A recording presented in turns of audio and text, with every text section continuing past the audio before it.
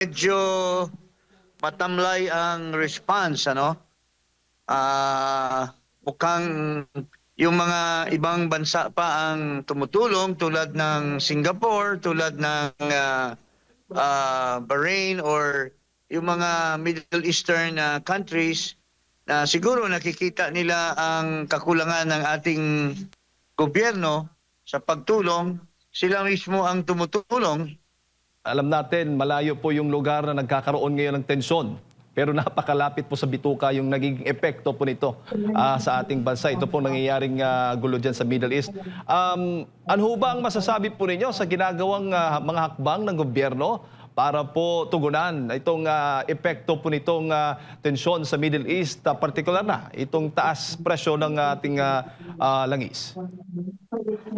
Well, unang-una, medyo matamlay ang response, ano?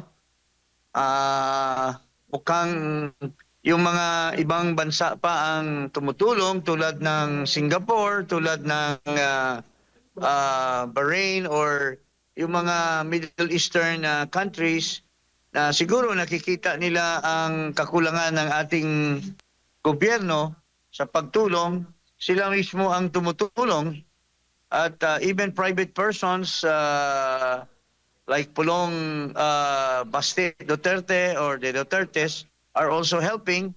So medyo huling-huli na at narinig ko lang itong last 2 days lang yata nakarating yung mga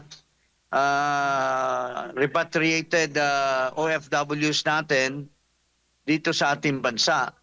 So if we're talking of thousands na involved or nanganganib sa giyera doon, lalo na sa mga countries na friendly sa United States na binobomba ng Iran, marami po talagang hahakutin ng mga ating mga mahal na mga kababayan. At ito ay hindi lang